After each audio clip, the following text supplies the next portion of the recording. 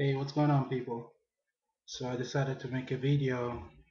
It's been a while since I made the last video, so I figured I'd upload something.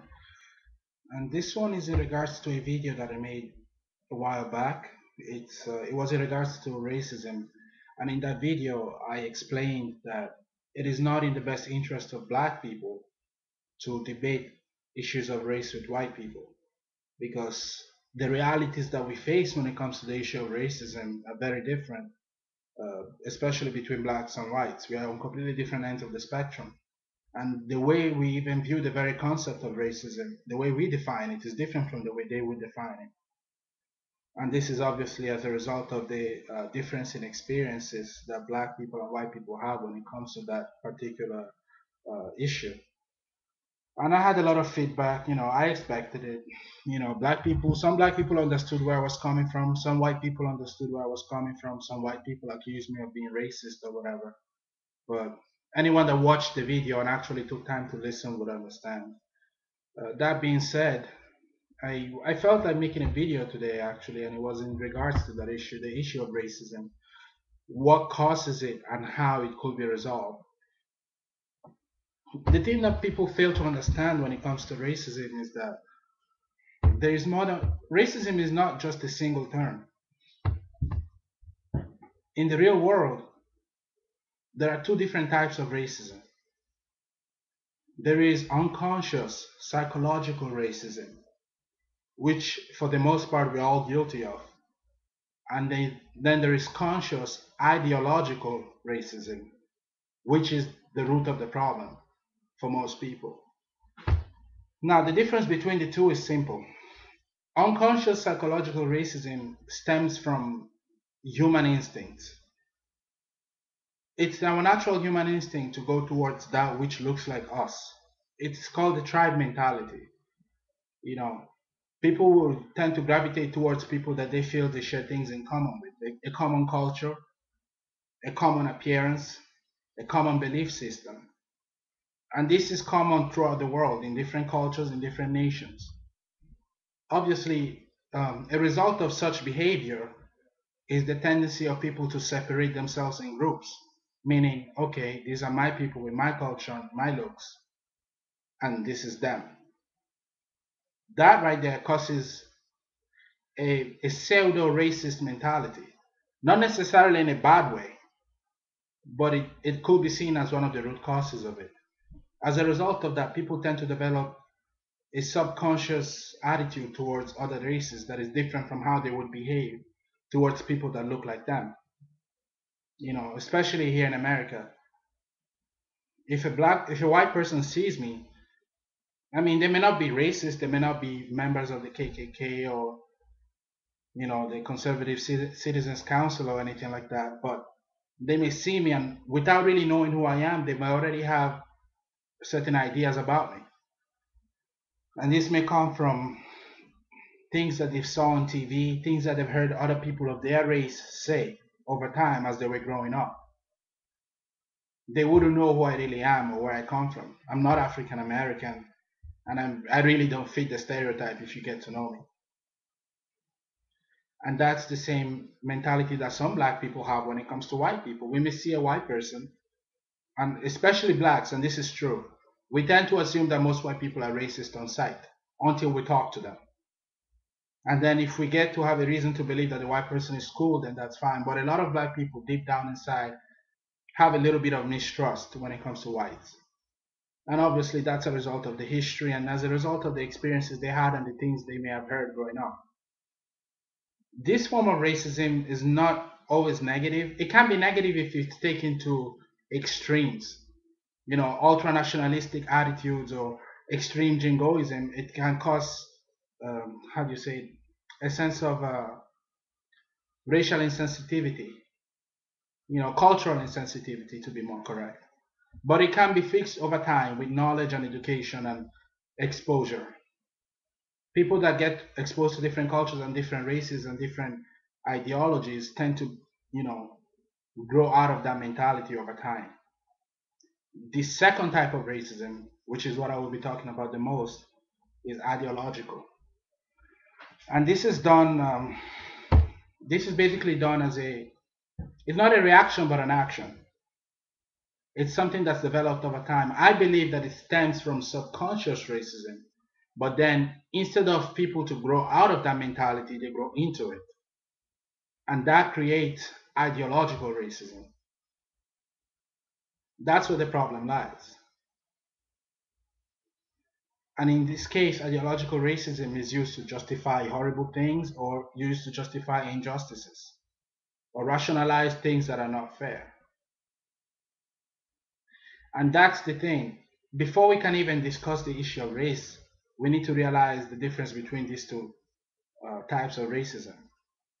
That being said, one thing I've always noticed is that when a black person talks about racism, number one, most white people tend to go on the defensive right away without even listening to what the black person has to say. And number two, they tend to typecast the black person as an angry black man. So most black people don't even bring up the issue of race because they already know what to expect. I mean, if you watch my video and you read the comments, you will see it right there. And it happens all over the place. In short, most black people know better than to bring up the issue of race around too many white people because it can create a certain level of discomfort. Even though I personally don't see it as such a hot topic, if you're willing to discuss it like an adult. And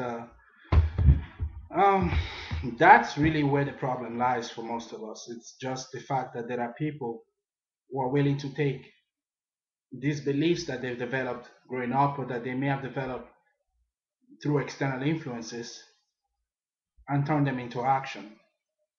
You know, you look at Fred Reed, you look at Jared Taylor, obviously the most well-known racist of all, Hitler.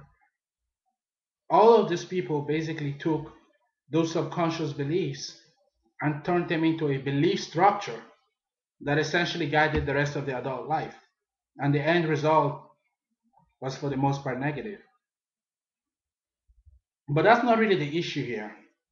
The issue of the main topic of the video is how to solve it. And this is what I believe. The problem with racism, especially in America, but in most of the world, and it really annoys me, it pisses me off, we keep trying to get together. We keep trying to create this illusion that we can all hold hands and sing Kumbaya, and it's not the reality. Because it's not just the color of our skin, it's the culture. And like I said, most people, to some degree or another, tend to have unconscious racist ideas. They may not even realize it, because that's just what it is. And what I think is the real solution is progress. But not progress as a human race. Like, yeah, that would be ideal, but that's not going to happen. Heck, white people fight among each other. Much less, imagine how would they get along with other races when even among each other they fight? Black people fight among each other. That's not the idea, to get together and have this big party. What black people need to do is focus on themselves. And I've said this from the beginning. I said it in my other video and I will say it again. White America does not care about your problems. There have been issues going on in Black America for decades, for centuries. Many of them direct results of the racism and injustices that they faced before. This financial and economic inequality between blacks and whites didn't come out of nowhere. Most white people will tell you that it was because black people are lazy, or they will say, oh, it's just that white people are superior. But that's not what happened. We know that's not what happened. History shows that that's not what happened.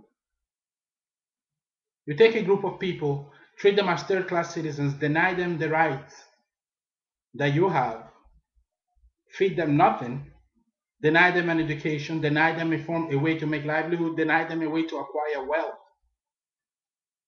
And that's the result you're going to have. You know, one group of people will be up here, and the group of people that was treated badly will be at the bottom. And their children and their children's children will still be at a disadvantage. That's just the reality. It's not an excuse. And that's what some white people say, oh, it's just black people making excuses. It's not an excuse. It's true. Sociologists say this. Psychologists say this. It's a fact. And what that creates is the person who controls the wealth can always prevent the other group from moving up. That's not to say that white people are, the only cause for this. Absolutely not. But what I think black people need to do is realize that there's really not going to be that moment where all of a sudden white people realize that we are Americans or that we're the same. We shouldn't wait for that, because waiting for that gives power to the other group and takes power away from you. Where I come from in Italy, it's even worse. Racism in Europe makes America look like paradise. And I mean, to me, America is a great country anyway, but I mean, in Europe, it's horrible. And the way to fix that is Africa. We need to fix Africa. We need to be able to find a way to develop Africa. We need to find a way to keep Africa nice. Because if Africa is good, where everyone is black and everyone is prosperous, racism won't bother us. Yeah, they may say or do whatever they want, but if the black people don't need to move out, we wouldn't suffer.